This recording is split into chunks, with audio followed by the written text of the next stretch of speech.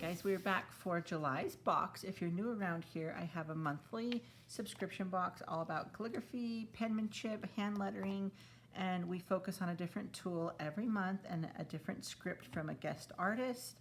And it's just a lot of fun to encourage you to take some time to create away from the digital space and by putting pen to paper.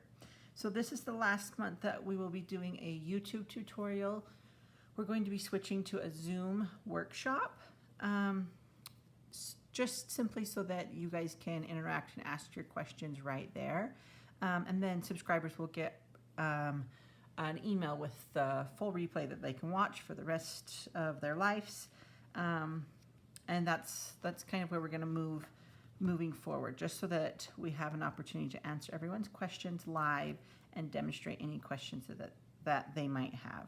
So this month I partnered with Mishi. She is from Germany, which was so fun because our quote for this month is going to be, we'll have a little German option. So she's included a capital letter for monogramming practice for your canvas pouch in her particular style, a blank guide sheet that you can use. Actually, there's 2 blank guide sheets. Some little doodles that you might want to put on your embroidery. Some ideas. She's got some lavender with the monogram, just 2 capital letter monogram, some little hearts, just some fun things. This is just a simple, basic embroidery stitch that she likes to use.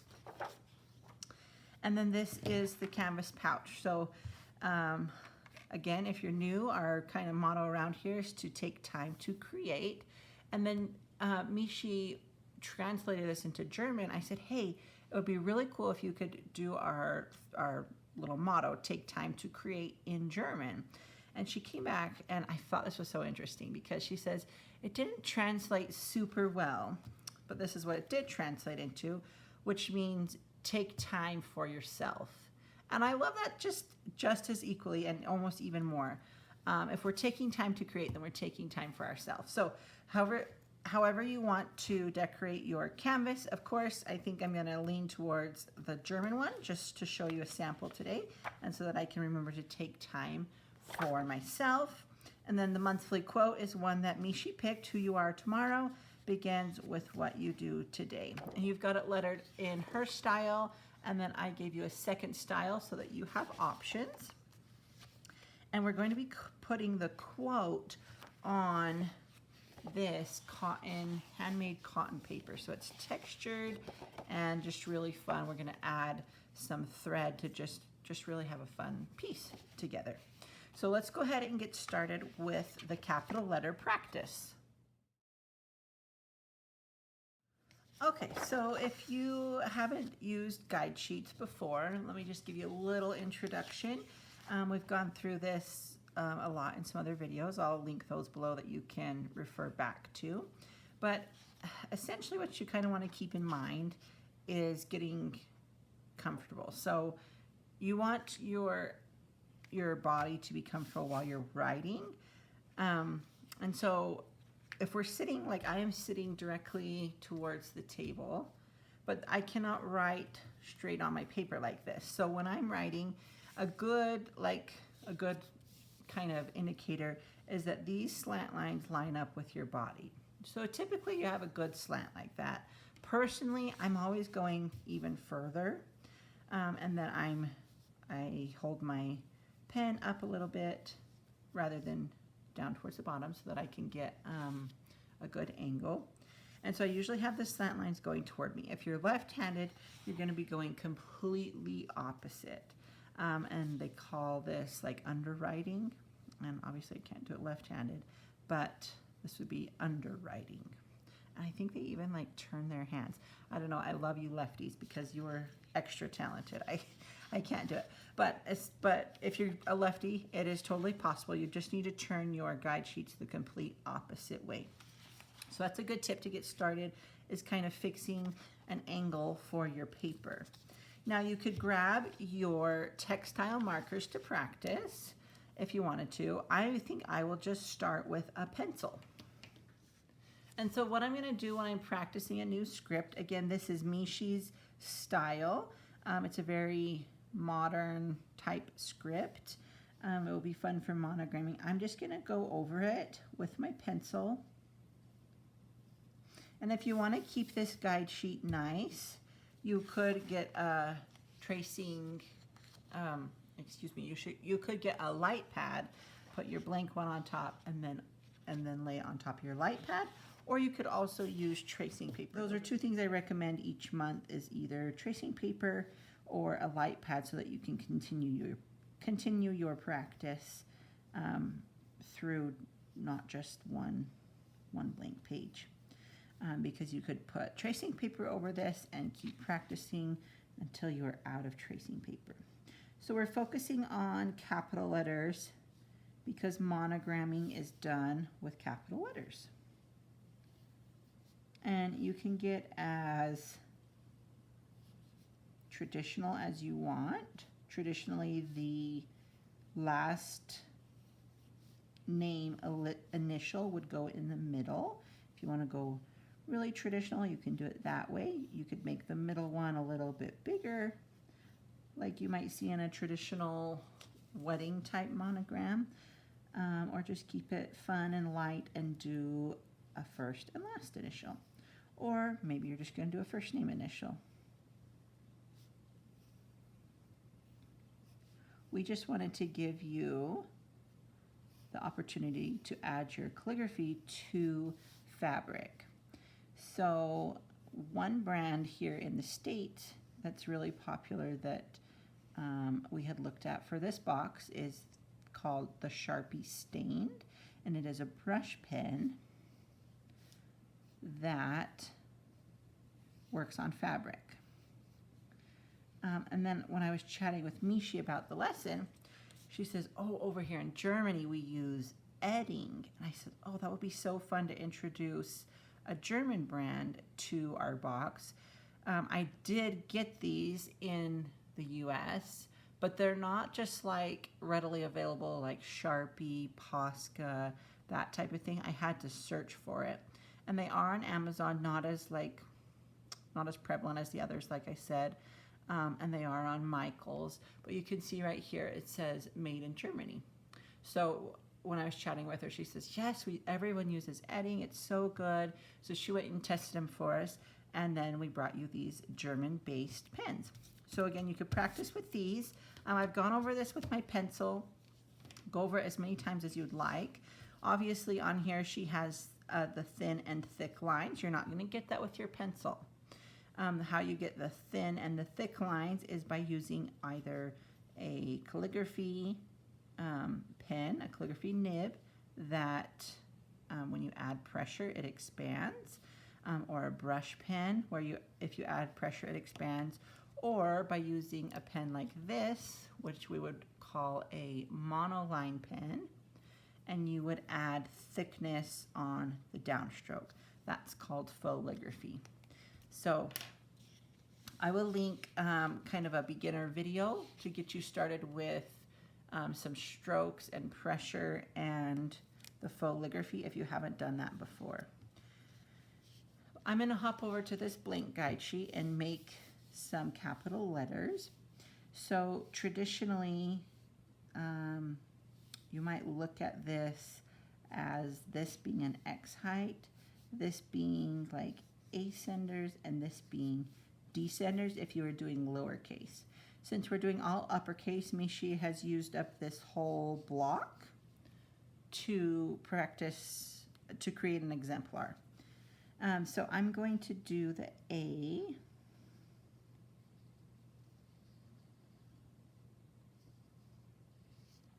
So that's what I mean by monoline. It's all the same thickness.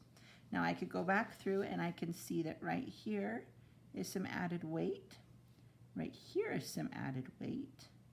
And right here is some added weight. So she may have pulled down right here and then right here, and then again right here. So I can go back in if I'm using a monoline tool and add some weight. If I'm using a brush pen or a calligraphy nib where it is flexible, where the nib is flexible, I can manipulate my hand and pressure to do it for me. So I'm going to go the thin down. Okay. Oh, see, I started wrong. I think I'm going to go add weight there, add weight there, and then up, and add weight on that downstroke. So that's one way to practice this style from Mishi.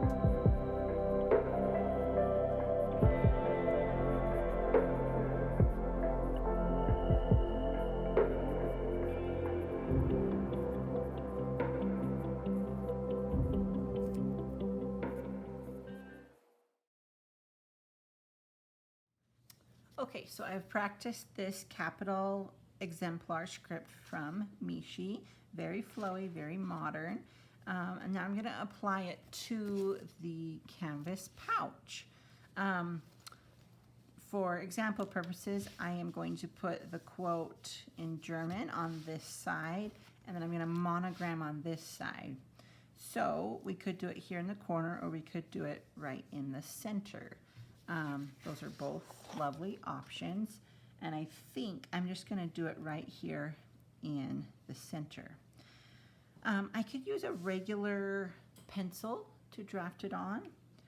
If I'm using a darker fabric, I've used this before in some videos. This is the Fond and Porter.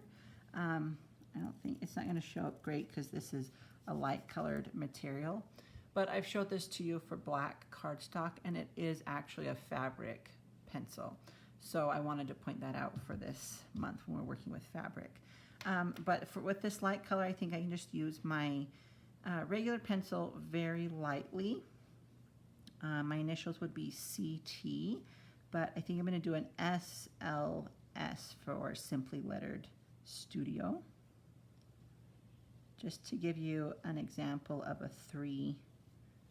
three-letter monogram, because Mishi did give us some really lovely samples of how you could just do one letter standalone, and then 2 letters. So I'm going to take it one step forward and do 3 letters. And I'm going to use her kind of simple L.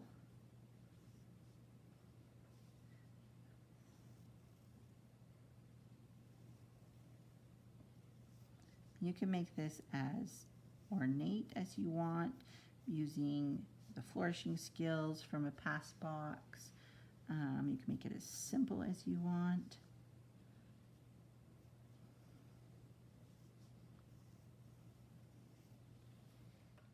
And then I put different colors in everyone's box. I've got this dark blue and a lighter blue. So that one is very light, and then this one is the one I did the lettering with. So I'm gonna hop in and do the SLS.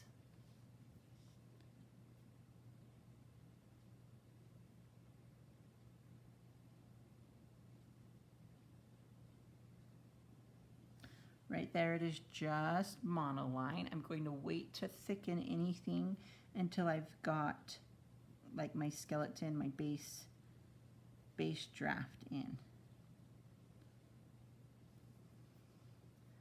And then I'm kind of going to overlap this one to tie them together. And then I have the SLS. Okay, so I have that basic outline. I'm going to go back and thicken the downstrokes.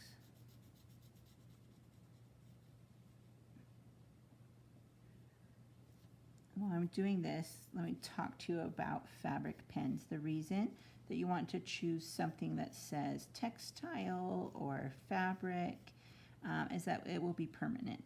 So this Edding pen is one that Mishi has tested.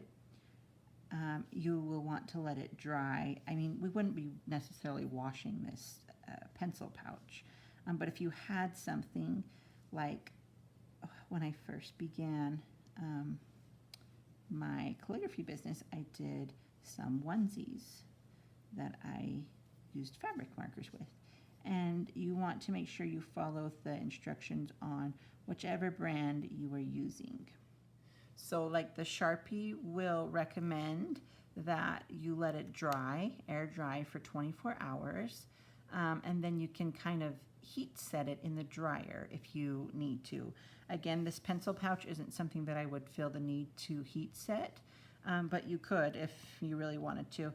And same with Edding. They're going to recommend that you let it dry for 24 hours before you let any washing or anything happen, and then you can also heat set it. You could even heat set it with an iron if you felt that necessary.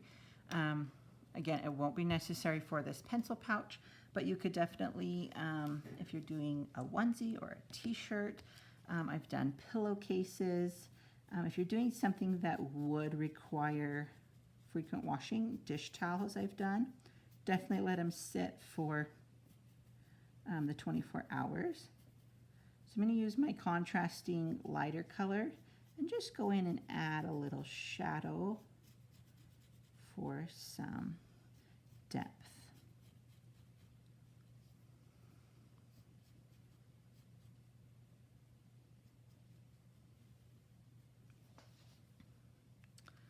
Okay, and then I can obviously leave that plain. Make sure you put in some really fun little doodles that we can use to enhance our lettering. Just some little fun, simple things. I'm just going to do this fun little lavender type twig.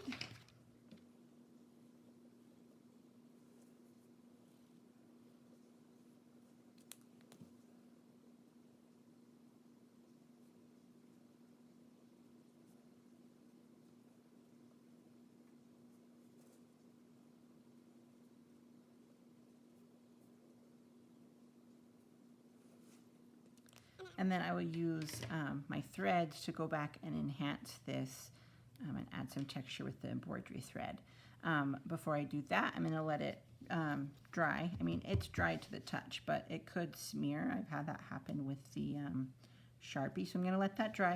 I'm going to flip it over and do the take time to create quote. Obviously, do whatever speaks to your heart. You don't have to add a quote. You don't have to add anything, but this is just a fun idea. And I'm going to go for this, and I'm going to have Mishi say it for us because I don't speak German, but it does translate to take time for yourself. So I'm going to reach out to her tonight and have her read that out loud so I can add it to the video. I'm going to show you a couple different ways to transfer this. I believe we've done this in a couple of videos, but I could freehand it. I could bring my pencil over and freehand it, but if you want to get Mishi's exact design, I'm going to show you two other ways. Okay, the first way that you could transfer it is to just grab a piece of colored chalk. Maybe if you have kids or grandkids, you have some colored sidewalk chalk outside. You can rub that on the back. And then what you're essentially doing is creating a layer, creating your own transfer paper. And then place it down softly. And then you would trace the design with a pencil so that the chalk lays onto the canvas. And then the other idea that I wanted to show you is just some carbon transfer paper. There's just a couple different options for whatever you have at home. So this would act like the chalk layer you just colored on the back. If you don't have it, but you're just going to put it between your piece and the design, and then again you'll trace over it, pushing kind of hard. So we decided to translate the quote, "take time to create," into German, but it didn't really sound right. So we decided to take "nimm dir Zeit für dich," and that means take time for yourself. Okay, and it's not going to leave a super vivid guideline, but it's just going to give you enough of a transfer. And the chalk's going to do the same thing. If you have a colored chalk, it's just going to leave enough of a transfer that you can go over it with your fabric marker.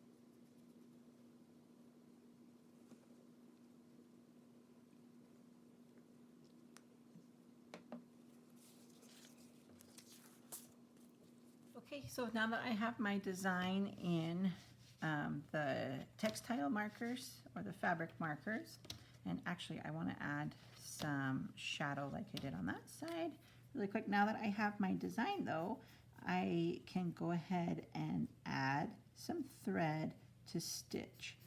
Some of you may be familiar with embroidery. I remember doing it when I was a young girl. Maybe like a young teenager, but it's been a lot of years, so I'm excited to just add a little bit of texture to this.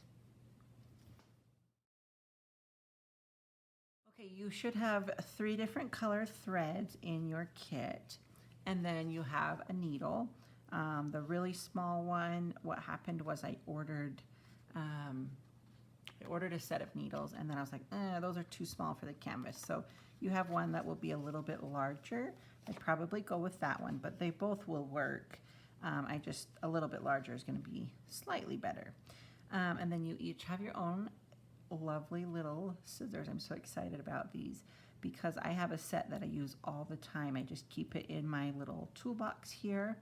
And I use it for opening packages, for trimming paper, washi tape it works lovely with. They're just a handy little pair of scissors to have around. So now you have your very own that came with your kit. All right, so if you haven't done any embroidery before, Mishi shows you here a stitch, and then I'm also going to insert right here a video that Mishi sent me of her actually stitching. And then another resource I'm going to attach in the links down below is a video that Mishi recommends for beginner embroidery.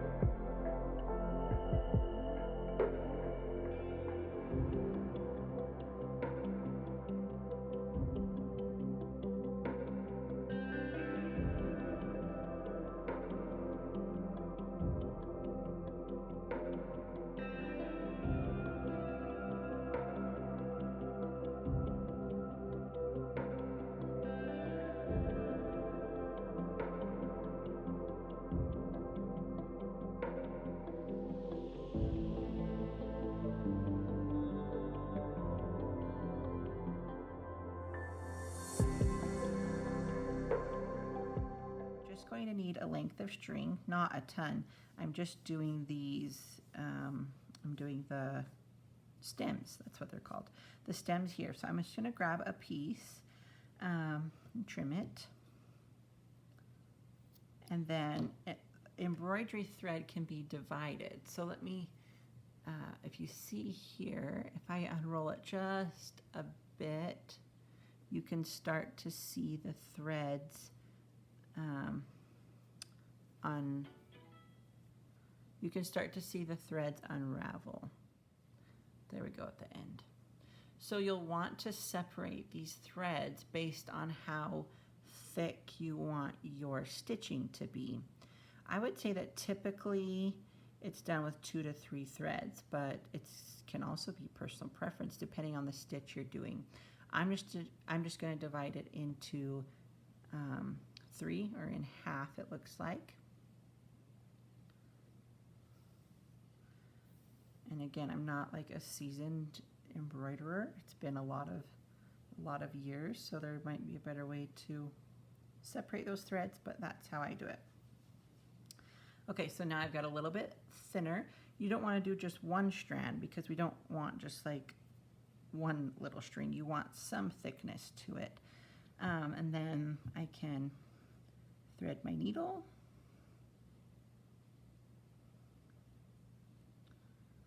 And then again, you could, when you pull the thread through the needle, you could leave it doubled up. That's going to give you really thick again. Or you could pull it so that you're only getting those 3 strands when you stitch. I think I want mine just a little bit thicker to add some nice texture, since this is a really textured material. And then I'm going to knot the end here. Again, these are just kind of some tricks I remember from embroidering when I was little. If you just, okay, what I did was I just looped it, and then I'm rolling it through my fingers. Okay, so I looped it, and then I'm just going to roll it and then pull the end through, and that's a quick way to tie a knot. You want the knot in the end so that your thread doesn't just come right back through. Okay, so you'll want to open up your pouch, because if I just went through the back here, the back side of the stitching will be on the other side of my pouch, and you don't want it to show.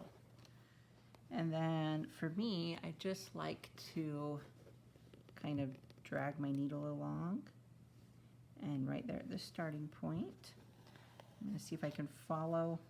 So I pulled it all the way through until the knot touches, until it's tight. Because this is such a small design, I don't need like one of those embroidery hoops. If I was doing a large piece, like a sampler or a cross stitch, I would. Or if this material wasn't this thick, I would need one of those hoops to stretch the fabric and keep it tight. But this material is pretty rigid, and the design is so small. I'm just going to freehand this. Okay, so she says you'll want to do a small forward stitch. So I've come up through my fabric. Now I'm going to go back down. It's going to be a lot of twisting and turning. Okay, so I'm pulling it through. I've still got my loop, okay? So I'm going to walk you through these steps. We've got the small forward stitch, so there's our first stitch. And then we don't want to pull the thread all the way through. We want to leave a little bit of a loop. A little bit of a loop. And then the thread is going to, when I push it back up, it's going to come through the middle of that loop. So you're kind of overlapping to create a nice texture, so there's no gaps in your stitching. So I'm going to drag my needle till it's in the middle. Okay, let me zoom in here. Okay, so I've got, that's where I came up. I'm going to grab, let's see, that was where I came up with my needle. I went down with my needle. I left this little loop. and then I came up through the middle with my needle so that when I pull it all tight, it's going to create a nice border. Whereas if I came up right here, this is just kind of what I know from having a little bit of embroidery experience. If I tried to come up, if you try and come up and meet the stitch right there, you're going to pull the thread back out. So it's like impossible. And then if you try and just come next to it, it just leaves some gaps and doesn't look as elegant. So that's why you're coming back up. This is just a very basic stitch. You come back up through the middle. So now that I have come through the middle, I'm gonna go forward a little bit, not right next to it, about the same width. So this size here is the same size I want to make on the next stitch. And I'm just going to leave my little loop so I can kind of see where I'm coming up. And then when I come back up again through the middle of that loop, that's going to meet that first one. So that when I get all of them through,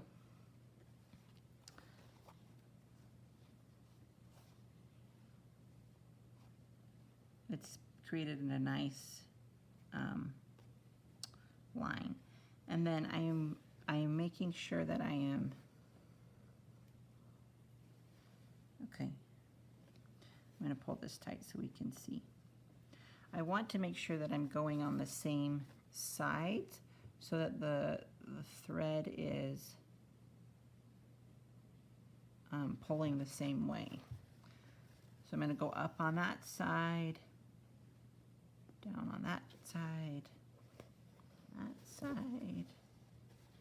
and then I'm going forward, that forward stitch,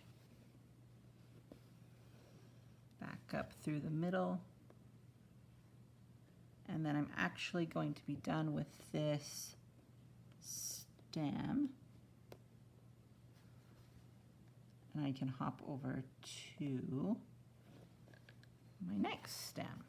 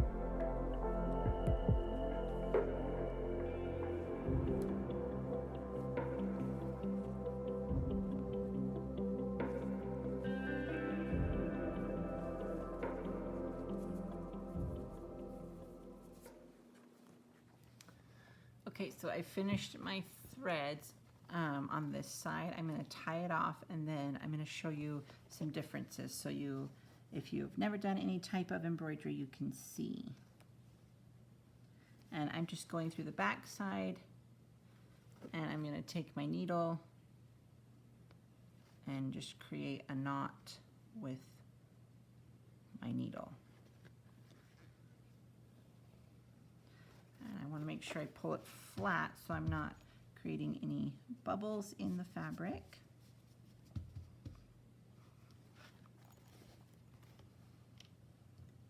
And then my cute little scissors I can use to snip that off. Okay, and then I'm going to go back and add some blue little floral petals to those stems. I did each of these stems differently just now so I could show you. This was the first one that I talked through you with. that I did the forward stitch up through the middle, forward stitch up through the middle, forward stitch up through the middle. This one I showed you how it might look if your stitches were really long. So you can see I made these really long, and that's not ideal because it looks like it's coming apart. You want the stitches to be tight. So I just wanted to show you how you how that stitch, you want to keep it the same length. So like this one was the same length as these, but then these two were extra long. And then this one was what I was talking about, how if you go up, I didn't come back up in the middle. I just went down and up, down and up, down and up. It's going to look more like a sewing machine where you just have a stitch, stitch, stitch in a line. And so you're never going to get full coverage where those, where the string goes in and out. So just for kind of a sample of why this stem stitch that Mishi is provided for us is going to look really, really nice, so that you have that delicate but full, so it's not looking like this, but it's nice and full to cover the whole design. I'm going to put some green in and come over and do this side.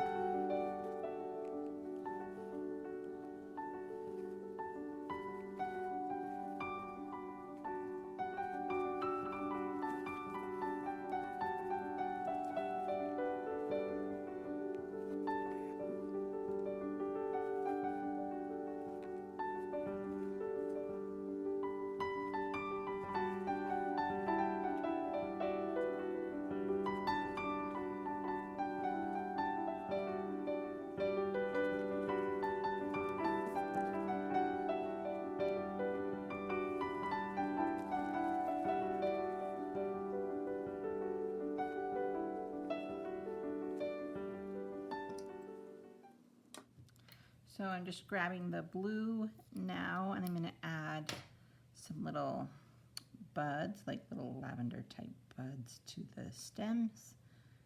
Just nice and simple for some texture. I could add texture up the side of the letters. That would be one way to add some texture. I could, stitch around the border if you wanted to create some texture that way. here's again Mishi's sample. So like I was saying, you could go along the letters if you wanted some texture, or you could just put it on the doodle, or you could even put contrasting colors. However you want to be creative. Definitely take some pictures and show us where you're going to add your texture and how you tied it in to your little canvas pouch here. So embroidery is similar to calligraphy in that it's going to take a lot of practice if you want to learn different stitches, similar to learning different scripts. This is just a basic stitch to get you by. If you're interested, you can obviously find tons more resources online, and Mishi, I'm sure, would love to answer any questions you have. You can leave them here in the video. You can message her directly, or I will relay the messages to her also if I can't answer the question. So I'm loving this dark blue with the stems, and I'm just going to add this here. In the future, I think I might add some dark blue on this SLS, but for time's sake in this video, you don't need to watch me do all of the stitching. I'm just going to finish up these little buds here, and then we're going to move on to the quote for this month.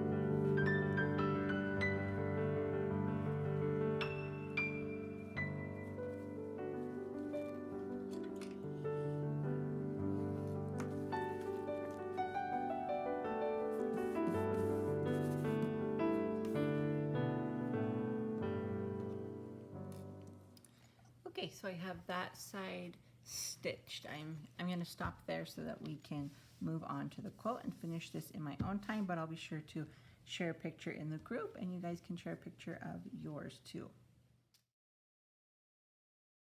Okay, again, for the quote, you could freehand it. You could draw some guidelines, or you can get out a light pad. Cotton handmade paper is tough to work with. I'll just preface that. So I don't love to draw guidelines like I would typically do on regular paper. That's why I'm pulling out my light pad. Or I could also use this transfer paper if I wanted to do that. Put it on the cotton paper and then put the design on top and trace Mishi's. Or just do it in completely your own style. So I'm going to use the light pad, and I'm just going to put that over the design. And I could do it with pencil, or I could grab my markers and just go ahead and get started. So if I was to use my calligraphy nib and ink, which is coming up in one of the next boxes I'm excited about. But if I was just to use my calligraphy nib and ink, the nib is going to catch really easy on this paper. It's beautiful paper, and I get so many requests for it, but it is tough to work with. This is going to be a nice introduction with these textile pens if you've never used cotton rag paper or deckled edge paper, or handmade cotton paper is what you can typically search to find it. And it is handmade on screens, so it's a little bit thicker. All the fibers are pressed together and then dried. So it's just a beautiful texture that can't be matched. But I will tell you one trick, is what I was headed towards. That's what I was getting at, was if you're using your calligraphy nib and ink, you can spray it with hairspray first. So just some aerosol hairspray is going to put a layer over top. I just spray it, and I sometimes spray both sides just because I can. But just a travel-sized aerosol hairspray is handy to have in your toolkits. And then you won't want to put your ink to it right away if you've sprayed it with hairspray, but you'll want to let it dry, otherwise it will bleed. It's going to bleed a little bit anyways, especially black ink. Metallics are going to sit on top a little bit better of this cotton paper, but you'll definitely want to spray it with some hairspray if you're doing any type of inks on top. These markers work beautifully for it. So I'm just going through and tracing Mishi's design. I'm adding thickness to the downstrokes. If you've been around for a few months and you're comfortable freehanding it, go for it. I'd love to see your own designs and creativity. And then you can actually use the embroidery thread right into paper. You can use a needle and thread into any kind of paper, but this is a little bit sturdier than like printer paper, to add some fun texture. So I'll just give you some ideas, and then you can play with your designs and show us what you come up with.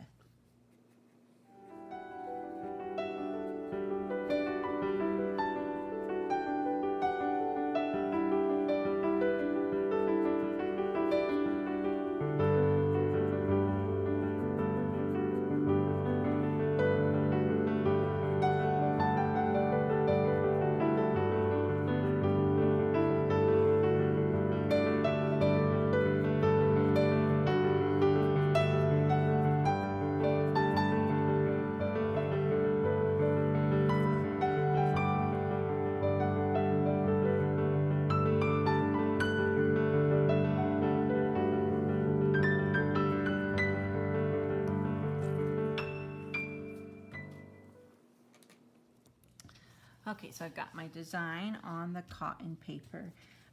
You might be wondering how you might display this paper. The way that I like to display it is to put it in a frame, and it typically comes a little bit smaller than like printer 8x10. You can see that. So when you put it in the glass frame like that, you can still see the pretty deckled edge. And just a tiny bit of the clear glass frame. So that's one way I like to display the cotton paper, just so that you can still see that really pretty textured edge. And then if you want to add texture with your thread, you can go ahead and do that in the paper. I will look at Mishi's doodle page.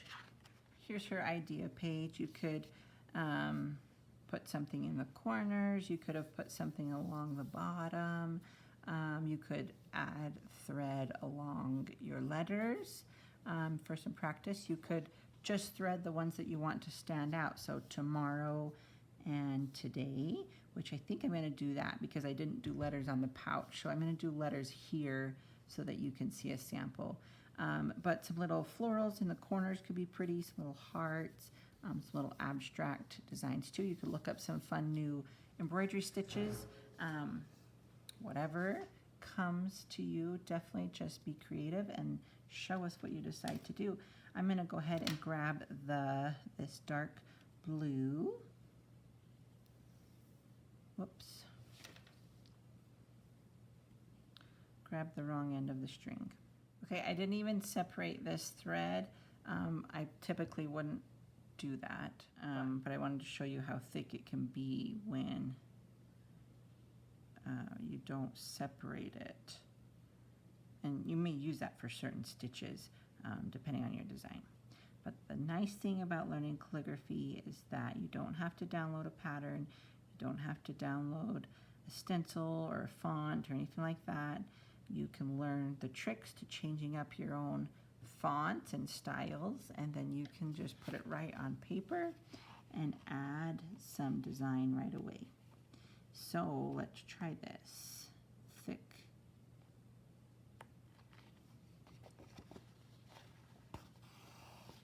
So that's one thing. It's so thick it's going to be a little bit tougher to get through the paper.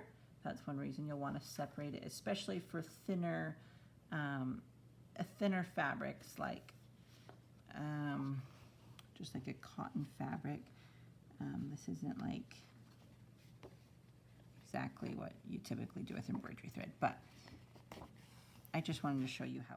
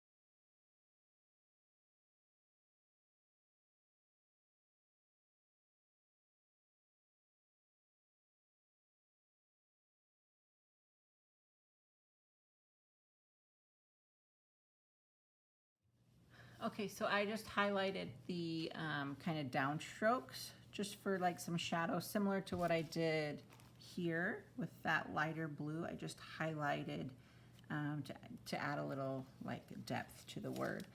So my idea was to do the word tomorrow and the word today. But again, embroidery takes a little bit longer. You have to be a little more precise and slower. So I'll finish this up and put a photo of it in the group, and I'll finish the buds up over here and put a photo of it in the group. And then definitely share with us what you put on your pouch and how you did your quote. I'd love to see how you use the thread on the paper. But definitely I wanted to show you how thick that is, and that's why you would want to separate the strings like we did, so that it is more delicate and easier to work with. So that is everything that you have in your box besides the handmade watercolors. I'm going to go ahead and show you those now. For your handmade paints this month, they are all watercolor pans. Sometimes we do liquids, sometimes we do these pans, and this set just went together perfectly. So you get these three. If you haven't used them yet, I just put a couple drops of water in to kind of activate the pigments and get them softened up. This is a water brush in case you haven't seen it before. This is coming up in one of our boxes in the future, but it's handy because the water or ink is already right there in the tube. So you can see that it starts to kind of get activated, just like if you'd use watercolors. And I can use this as watercolor. Absolutely.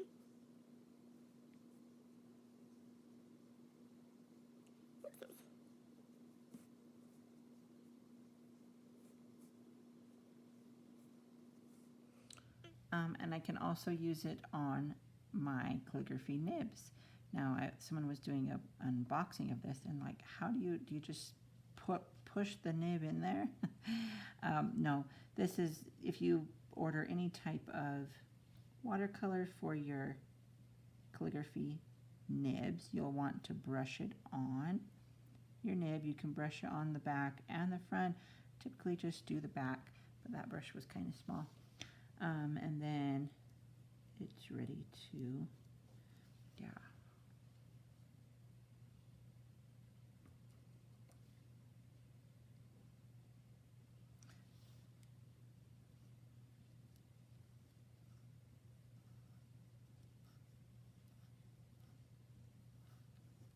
You can use it just like ink.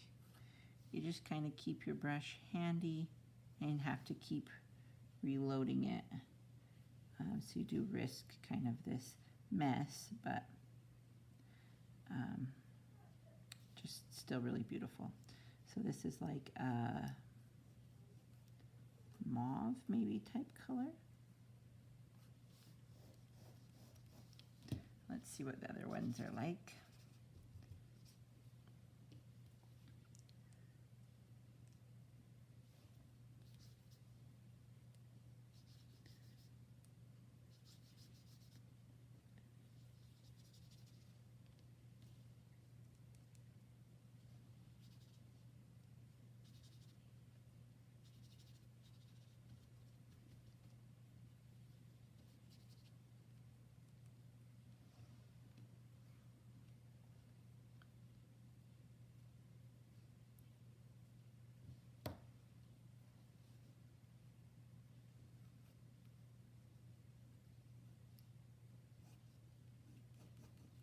And there you go. These are all very shimmery this month. They're not quite dry, but you can see the pigment is very shimmery, and you can use these again just as watercolors or to brush onto the back of your calligraphy nibs. So I hope you enjoy them and share with us what you made with these colors. Can't wait to see. Next month we will be back, and it will be chalk next month. So stay tuned and share with us all the things you create. Thanks, guys.